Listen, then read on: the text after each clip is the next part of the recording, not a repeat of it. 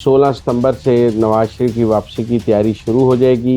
नवाज शरीफ 21 को आएंगे। मरियम लाहौर में उनका इस्तकबाल करें। पाकिस्तान में इलेक्शन शेड्यूल आ चुका होगा। पीपल्स पार्टी ने फैज हमीद के साथ मिलकर बलूचिस्तान की नून लीग की हुकूमत गिराई। फैज हमीद के साथ मिलकर पीडीएम तोड़ी। फैज साहब भी रोते ही होंगे कि बिलावल तुम भी मेरे खिलाफ बोलोगे, यूट्यूब रूटस।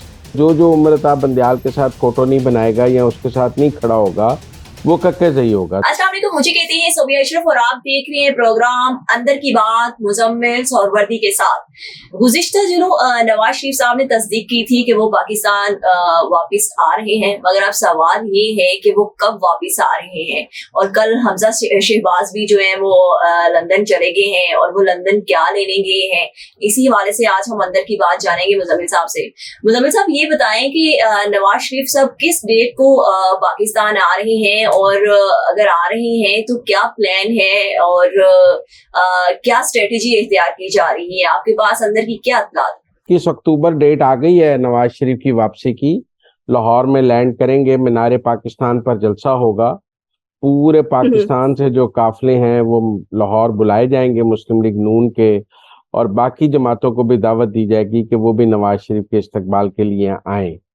तो नवाज शरीफ का इसके बाद अब शहबाज शरीफ और सारे लोग पाकिस्तान वापस आ जाएंगे, और 1-1.5 महीना जो है वो अब नवाज शरीफ की वापसी की तैयारी शुरू की जाएगी।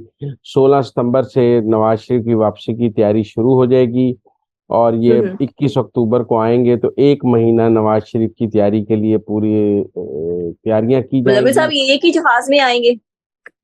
जी नहीं, शहबाज, ख्वाजा आसिफ सब लोग तो पहले ही आ जाएंगे सितंबर में ही, अगले 2-4 दिन में। नवाज शरीफ 21 को आएंगे, और 21 को जब वो आएंगे तो उस वक्त उनके साथ शायद मरियम हो या मरियम लाहौर में उनका इस्तकबाल करें, ये भी स्ट्रेटेजी तय होगी। लेकिन लाहौर में इस्तकबाल की तैयारी की जा रही है और वो उनको एयरपोर्ट से मीनारे पाकिस्तान जुलूस की सूरत में लेकर जाया जाएगा और फिर मीनारे पाकिस्तान पर जलसा होगा। और ये बिल्कुल एक जो है बड़ी तैयारी और बड़ी वापसी की तैयारी की जा रही है। ये अब इम्तिहान है मुस्लिम लीग नून का कि वो नवाज शरीफ की वापसी कैसी बना सकते हैं। जितनी बड़ी वापसी होगी, जितने ज्यादा लोग इकट्ठा कर लेंगे, उतना उनका इलेक्शन मोमेंटम बन जाएगा, और अगर वो लोग इकट्ठे ना कर सके तो इलेक्शन मोमेंटम ठुस हो जाएगा।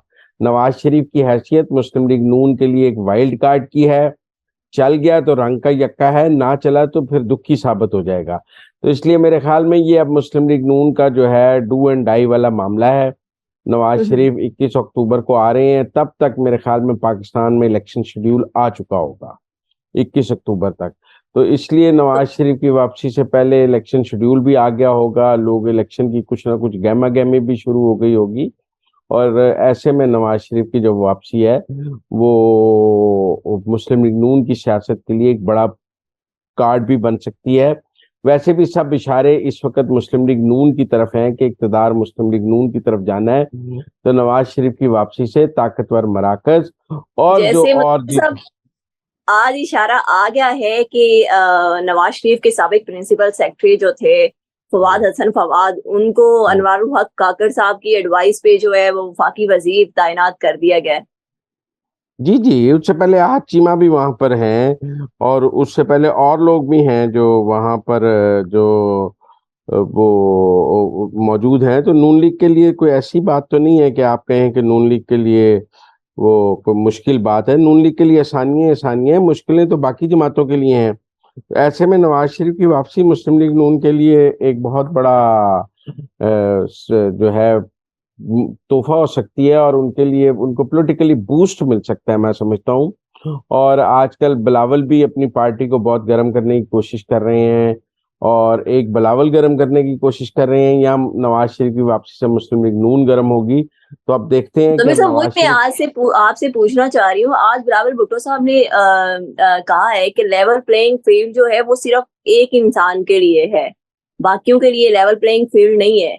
और सेकंड, उन्होंने फैज हमीद के एहतसाब का भी मुतालबा किया है। ये अंदर की बात क्या है? देखिए, ये बड़ा हैरानकुन बात है कि 4 साल फैज हमीद के साथ फिक्स मैच खेलने के बाद आप देखें पीपल्स पार्टी ने फैज हमीद के साथ मिलकर बलूचिस्तान की नून लीग की हुकूमत गिराई। फैज हमीद के साथ मिलकर सेनेट उल्टाया, सादिक संजरानी को बुलाया, जब बनाया, फैज हमीद के साथ मिलकर पीडीएम तोड़ी, फैज हमीद के साथ मिलकर उन्होंने ऑपोजिशन को हमेशा तकसीम रखा, फैज हमीद के साथ मिलकर उन्होंने आरिफ अलवी को सदर बनाया। अगर वो उस वक्त एतजाज अहसन को ना खड़ा करते और एक मुतफिका उम्मीदवार करते तो अपोजिशन का सदर मुमलिकत होता। सारा मैच तो अब आसिफ जरदारी और बिलावल भुट्टो ने फैज हमीद के साथ मिलकर खेला है, और आज वही फैज हमीद को गालियां दे रहे हैं। कुदरत की आप हैरानी देखें कि एंड पर भी जो अदम एतमाद का खेल भी था, वो तो अब फजल रहमान साहब सब ने कहा कि ये पीपल्स पार्टी का खेल था, और वो ये खेल बाजवा साहब के लिए, फैज के लिए खेल रहे थे, बाजवे के लिए खेल रहे थे।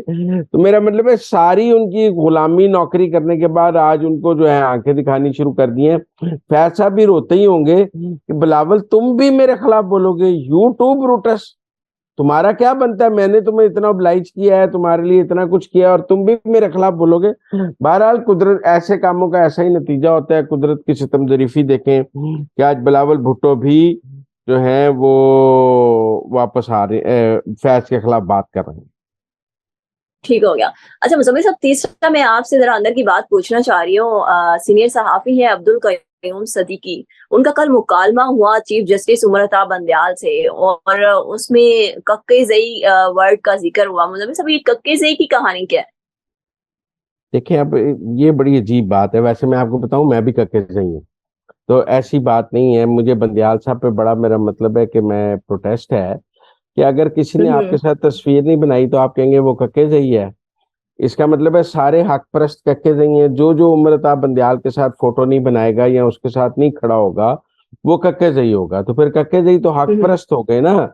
जो भी बंदयाल साहब की बेंच फिक्सिंग, हम ख्याल बेंचिंग, हर चीज के खिलाफ खड़ा है, बंदयाल साहब ने उसे कक्के-ज़ई क्लियर कर दिया। ये तो बड़ी वैसे ये कोई इतनी बुरी बात नहीं है, मुझे इसमें कोई ऐसा नहीं लग रहा कि ये कोई गलत बात है, लेकिन फिर भी मैं ये समझता हूँ कि उन्हें ऐसे रिमार्क्स नहीं देने चाहिए थे। ये तो ऐसी है जैसे शबनम केस के पास किसी पे भी अगर रेप का इल्जाम हो तो हम उसे बंदयाल डिक्लेयर कर दें, फिर आप क्या कहेंगे।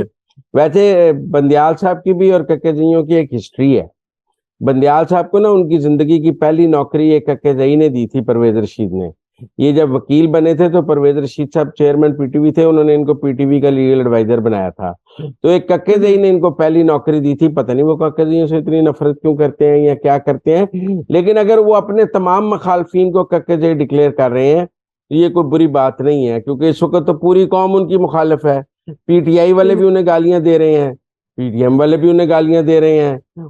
वो तो किसी घर के भी नहीं है ना। उनका हालत तो ये है कि ना घर के ना घाट के वाला हाल हो गया है। मैं उस दिन सुन रहा था शुएब शाहीन वगैरह पीटीआई वाले भी उन्हें बुरा भला कहते हैं, पीडीएम वाले भी बुरा भला कहते हैं, जमात इस्लामी भी उन्हें बुरा भला कहती है, एमकेएम भी उन्हें बुरा भला कहती है, उनको तो सब फौज भी उन्हें बुरा भला कहती है, सब जो फौज के मुखालफ हैं वो भी उनको बुरा भला कहते हैं। तो उनके तो वो तो पूरा, फिर तो पूरा मुल्क ही कक्के-ज़ई हो गया। बंदयाल साहब, अगर ऐसी ही बात करनी है तो फिर तो पूरा मुल्क ही कक्के-ज़ई हो गया। आपके साथ तो सिर्फ इजाजुल हसन, मुनीब अख्तर और वो मज़ाहिर अली नकवी हैं, ये 4 लोग मुल्क में कक्के-ज़ई नहीं है, बाकी सारा मुल्क कक्के-ज़ई है। ठीक हो गया। Thank you so much Muzammil साहब कि आपने हमें अंदर की खबरों से बाखबर किया। मुज़म्मिल साहब के मुताबिक नवाज शरीफ 21 अक्टूबर को पाकिस्तान वापस पहुंचे हैं और उनके इस्तकबाल की तैयारियां जो है वो शुरू हो चुकी है। इसके साथ ही मुझे इजाजत है। अल्लाह हाफिज।